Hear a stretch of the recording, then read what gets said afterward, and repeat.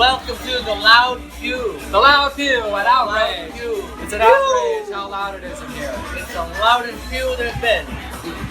We're talking at the top of our lungs. We're practically screaming.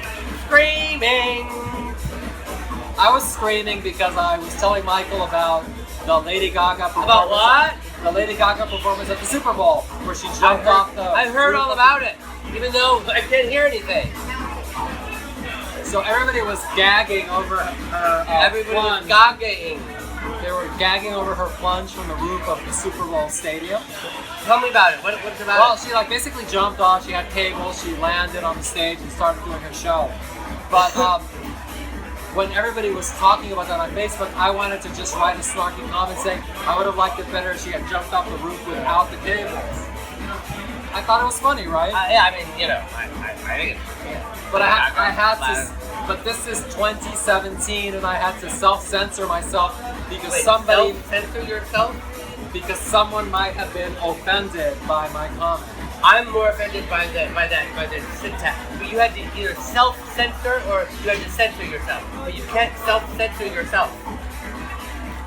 Oh yes, you can. That's what I'm offended by. It's like because it's double hard in 2017. Oh, okay. They're called techno raves and they absolutely exist. What's wrong with joking about Lady Gaga plunging to her death? It didn't really happen.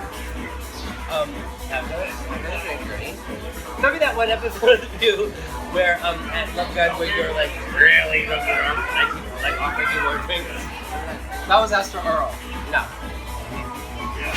Have another drink. Yeah. I'm not drinking champagne.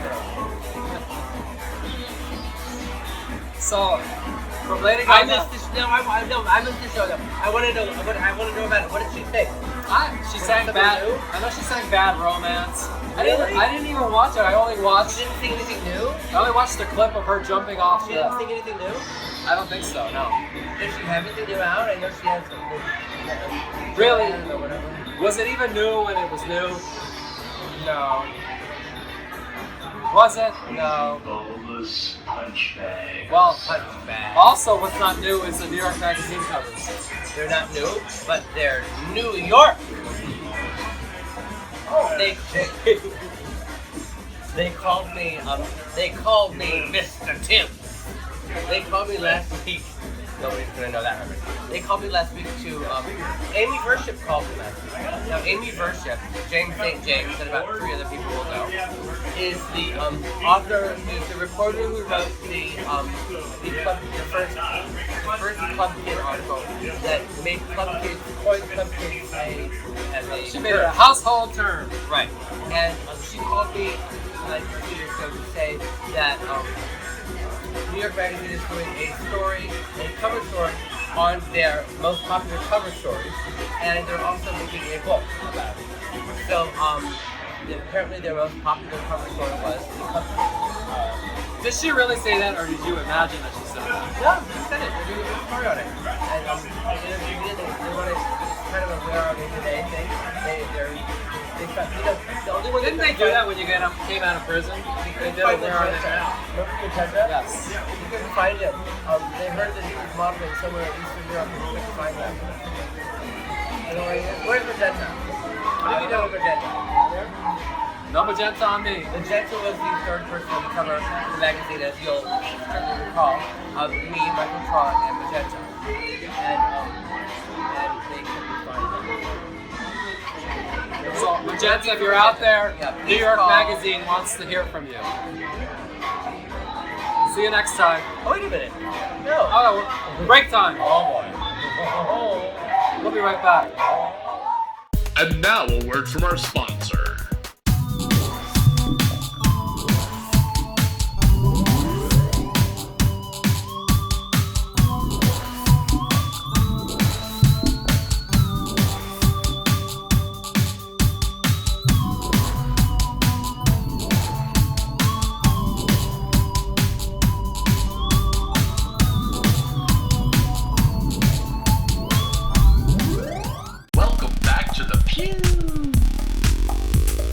Welcome back to the Peeew. Now Michael has no clue what we're going to talk about. We're going to talk about the Rolling Stone article. A Rolling Stone. For a Rolling Stone. As many of you may have seen, Michael was featured. Well, No, they gathered no meth because we started it. oh, it's something wrong. Right. According to their publication. Well, no, they never said that. Now, what did they say? Well, you know, it's like all these articles about being so long, and there's so many. They get so many pages of articles. No, but it is. But you don't read them to the end? People, well, I do, of course, you know I do. But people don't. And people get tired after reading 10 pages, so they don't read the other 10 pages. So, and in this article, the first 10 pages happen to be not great, but then the next 10 pages kind of like make up for it, and are Someone just took away an empty I glass. can just came through it.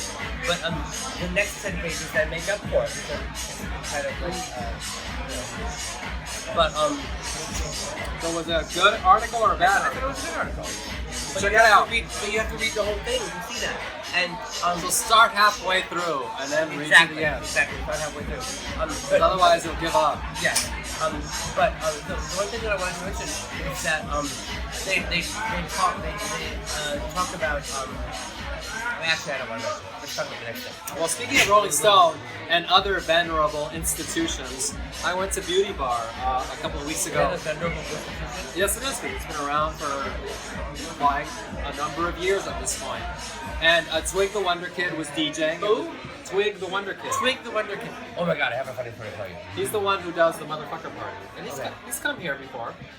So he was DJing his 80s night, and literally everyone on the dance floor was singing the lyrics to every song he was playing, and which wouldn't be out of place except for the fact that they were all college kids, so many of them were not even born when the songs came out. And I don't even remember the lyrics of those songs. Yeah, well, this goes with my theory of it, and that there is nothing new, and that the kids nowadays aren't creating their own thing. They're latching onto what was, and and because it's easier, it doesn't require any creativity. But I want to say something funny about Keoki went to there's these clubs in Russia now that are asking us to come over there, and they do these parties called, I don't know if I'm pronouncing it right, Ladska, L-A-D-S-K-A. You know what I'm talking about? Nope. The Russian club kid. Russian Club Kid. Latska. Yeah, I'll say what it is. But anyway, Keoki was there. Rhymes with vodka. And you know, Russian, you know how I feel about the Slavic, like high speed phones and everything. So there was this really cute guy that was kind of flirting with Keoki, and Keoki was going to Russia, so he was going back. And they met in Moscow, and when he arrived at the party, this cute Russian blonde boy that was very cute and gaydar they were talking. When he showed up at the party, he showed up in this painted entirely gold in a black cape with a big DS painted on his shirt.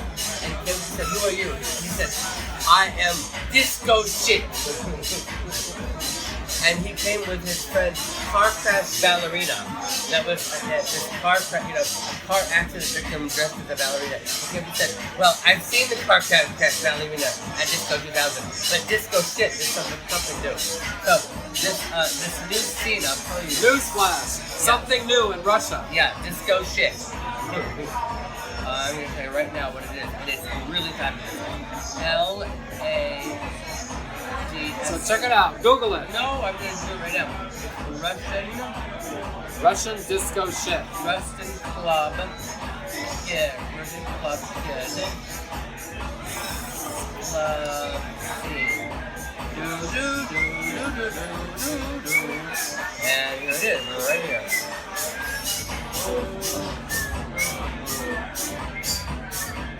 What Michael, Alex, club kids are doing right now. Oh, is this new? Oh, no. Oh, that's what you're talking about. They're doing right now. Anyway, see you next time. Okay, bye. Bye.